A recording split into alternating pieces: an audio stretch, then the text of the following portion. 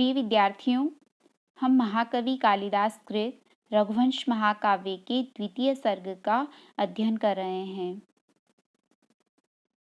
प्रस्तुत पद्य में नंदिनी स्वयं को अपनी मां कामधेनु तुल्य बताती हुई गुरु के प्रति श्रद्धावान तथा करुणापरायण राजा दिलीप को अपना अभीष्ट वर मांगने हेतु अभिप्रेरित करती हुई कहती है।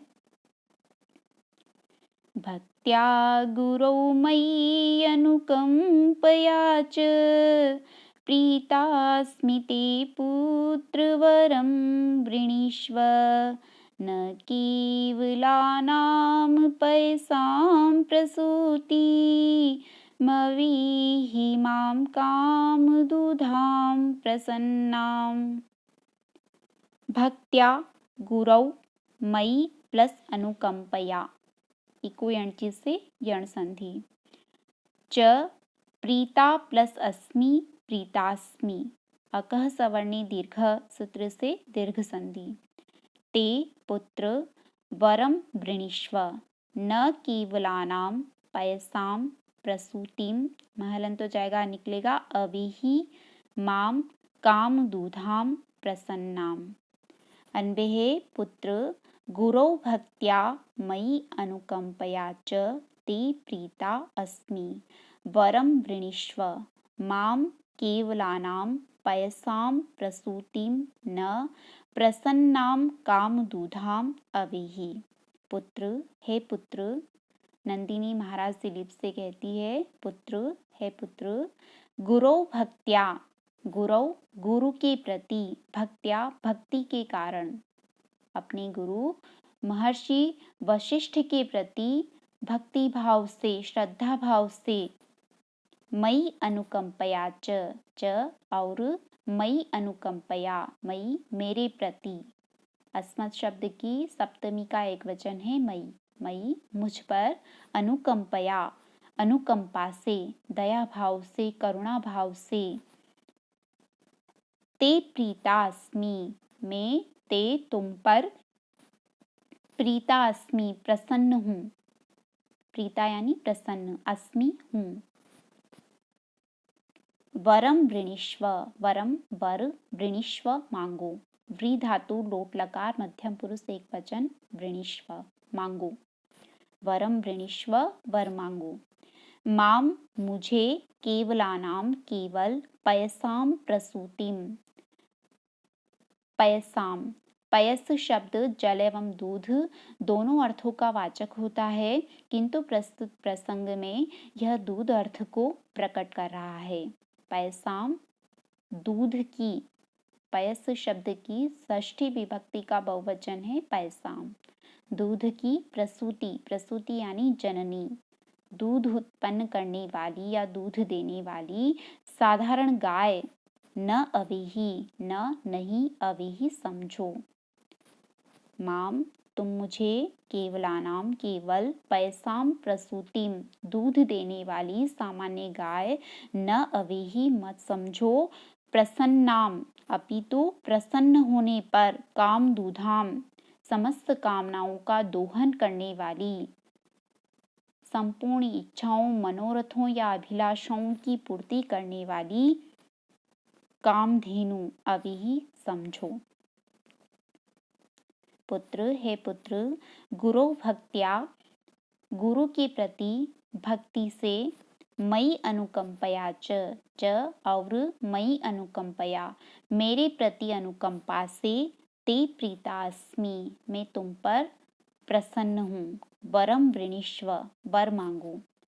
माम केवलानाम, माम तुम मुझे केवलानाम केवल पयसाम प्रसूतिम दूध देने वाली सामान्य गाय न अवेहि मत समझो, प्रसन्नाम काम दूधाम अवेहि अपितु प्रसन्नाम प्रसन्न होने पर, काम दूधाम कामनाओं की पूर्ति करने वाली कामधेनु अवेहि समझो।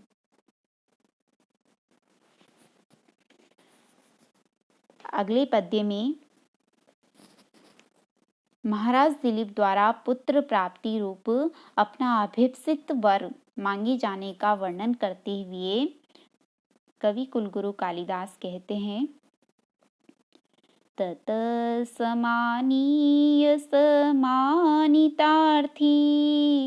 हस्तौ स्वहस्तार्जित वीर शब्द वंशस्य कर्तारमनंत कीर्तिं सुदक्षिणायां तनयं ययाचे। ततः समानीय सह मानितार्थी हस्तौ स्वहस्तार्जित वीर शब्दः वंशस्य कर्तारम महलंत हो जाएगा, निकलेगा अनंत कीर्तिम सुदक्षिणायाम तनियम ययाचे। अन्वे है ततः मानितार्थी स्वहस्तार्जित वीर शब्दः सह हस्तौ समानीय सुदक्षिणायां वंशस्य कर्तारम अनंत कीर्तिम तनियम ययाचे। ततः तत्पश्चात मानितार्थी मानितः अर्थिनः येन तादृशः मानितार्थी सम्मानित है अर्थी अर्थी यानी याचक जिसके द्वारा वह है मानितार्थी। मानितार्थी यहाँ स का विशेषण है, सह सर्वनाम शब्द महाराज दिलीप के लिए प्रयुक्त हुआ है, इसलिए महाराज दिलीप का प्रथम विशेषण है मानितार्थी। याचकों का दानादि से सत्कार करने वाले सह उस राजा दिलीप ने।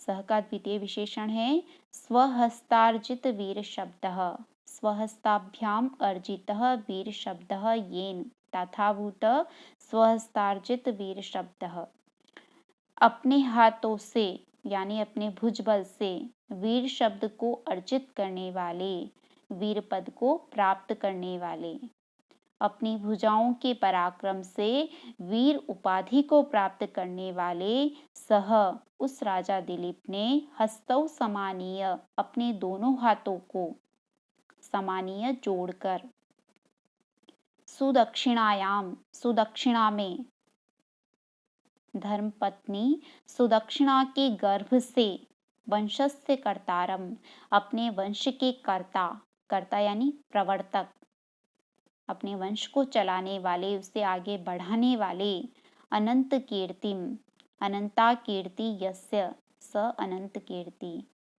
अक्षय कीर्ति वाले, चिरस्थायी यश वाले यानी परम यशस्वी तनियम पुत्र की ययाचे याचना की। याच धातु ब्लट टकार प्रथम पुरुष एक वचन है ययाचे याचना की।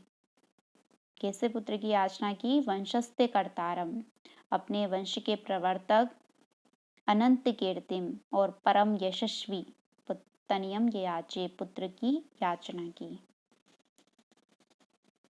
ततः उसके बाद मानितार्थी याचकों को दान मानादि से संतुष्ट करने वाले, स्वहस्तार्जित वीर शब्द अपनी भुजाओं के पराक्रम से वीर पदवी को प्राप्त करने वाले सह उस राजा दिलीप ने हस्तौ समानीय हस्तौ अपने दोनों हाथों को समानीय जोड़कर सुदक्षिणायाम सुदक्षिणा के गर्भ से वंशस्य कर्तारम अपने वंश के प्रवर्तक, वंश को आगे चलाने वाले, आगे बढ़ाने वाले, अनंत कीर्तिम अक्षय कीर्ति वाले तनियम पुत्र की ययाचे याचना की। जिसने अपने याचकों का सदैव दान मानादि द्वारा सम्मान किया है, वही महाराज दिलीप पुत्र प्राप्ति के निमित्त आज नंदिनी के समक्ष स्वयं याचक के वेश में हैं तथा महापराक्रमी उस दिलीप ने अपनी जिन भुजाओं की शक्ति से वीर की पदवी प्राप्त की है, आज वह नंदिनी के समक्ष उन्हीं हाथों को जोड़े खड़ा है। कितना सुंदर वर्णन है। राजा दिलीप ने नंदिनी से वरदान मांगा कि उन्हें अपनी धर्म पत्नी सुदक्षिणा की कुक्षी से ऐसा पुत्र प्राप्त हो जो उनके वंश की वृद्धि करे और जिसका यश अनंत काल तक अक्षुण्ण रहे। यहाँ यह उल्लेखनीय है कि इस वरदान के फलस्वरूप महाराज दिलीप को महारानी सुदक्षिणा की कोख से रघु नामक महाप्रतापी और दानशील पुत्र प्राप्त हुआ, जिसके नाम से उनका इनका कुल इक्ष्वाकु वंश रघुवंश कहलाया। रघुकुल रीति सदा चली आई, प्राण जाए पर वचन न जाई।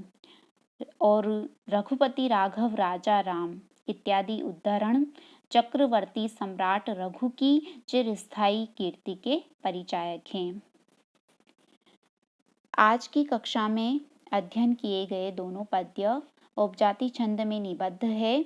उपजाति प्राय इंद्रवज्रा और उपेंद्रवज्रा का मिश्रण होता है। उपजाति का लक्षण है अनंत रोदीरित लक्ष्म भाजौ पादौ यदीयावुपजातीयस्ता इत्थं किलान्या स्वपि मिश्रितासु वदन्ति जातिश विदमेव नाम। इति शुभम।